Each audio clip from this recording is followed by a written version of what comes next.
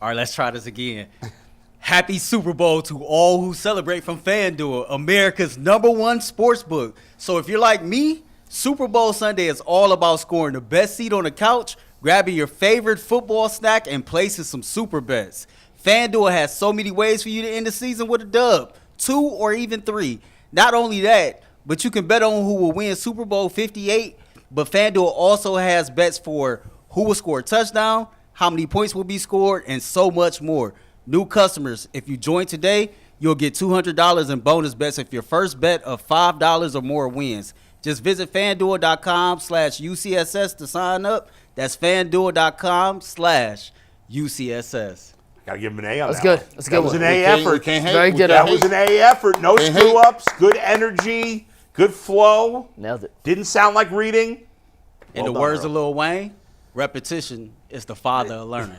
He's not wrong. That's right. He's got 2 more tries to get an A double plus now. That's right. So, Isaac Okoro, what stands out, I didn't realize his shooting percentage from 3 was that high recently. Yeah.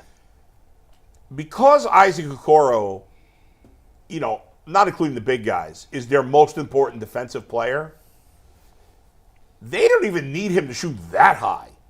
Right? Like they just need him to be confident, to be willing to shoot, and to shoot a decent percentage. If he shoots anywhere close to what he's shooting lately, Well, shooting 40% for the year. which is Which absurd. is Like what was amazing. his career shooting percentage for this year? So I compared it to last year. He shot Yeah. like 36 last year, but Yeah. last season the attempts were down.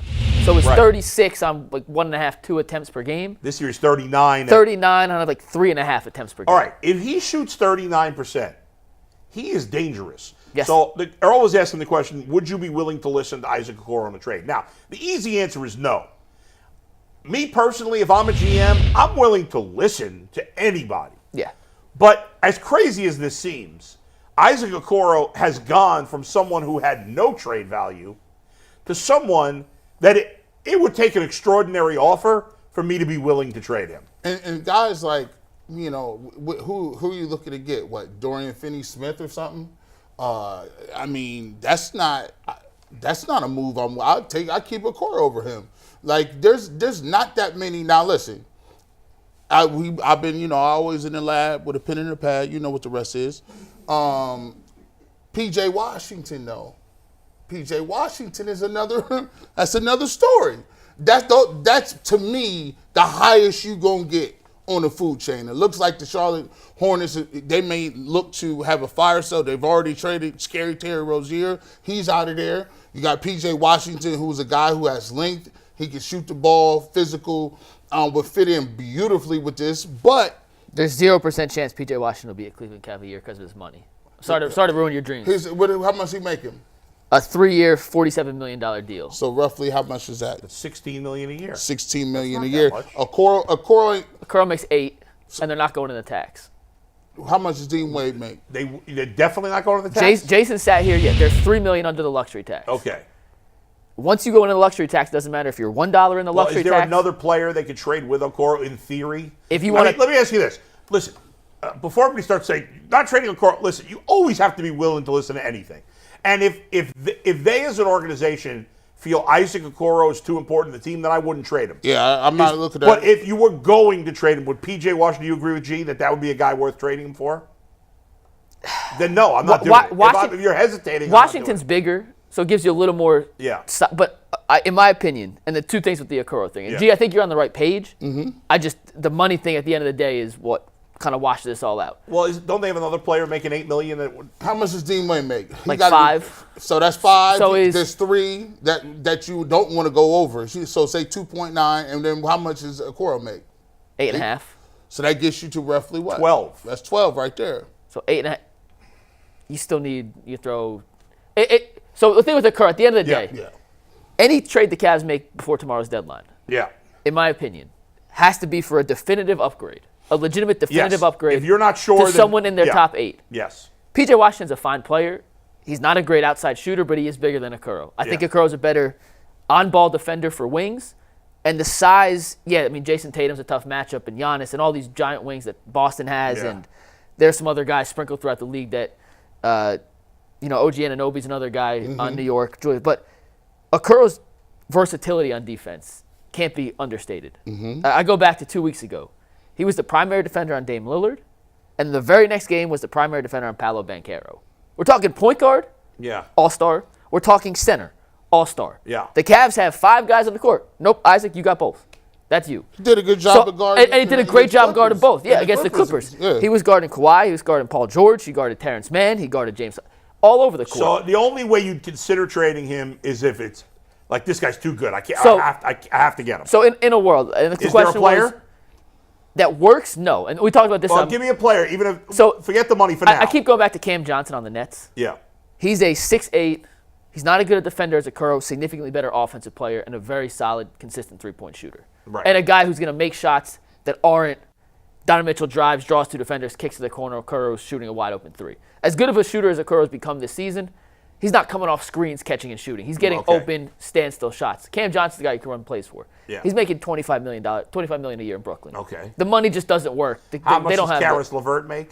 15, 16-ish. So I mean, if you traded in theory, But those, I just don't know if that's I don't know worth if it's it. upgrade. I don't know. hey, Do you- listen, then don't mess with it. So my bottom line is, Yeah. would I be willing to trade Okoro if the return perfect was deal? Yes, because he's also in But the it would last of take his a lot. deal.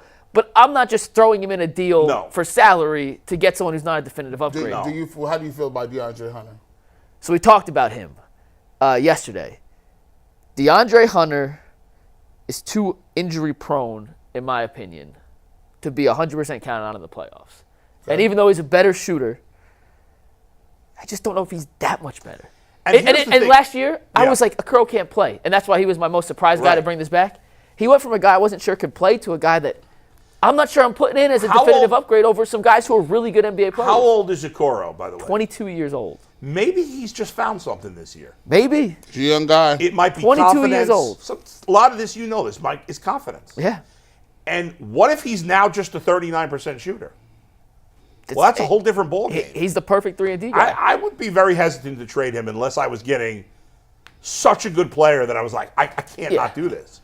And it doesn't sound like that's realistic. And And then there's no point in them doing something on the margins, is there? Like, No. Is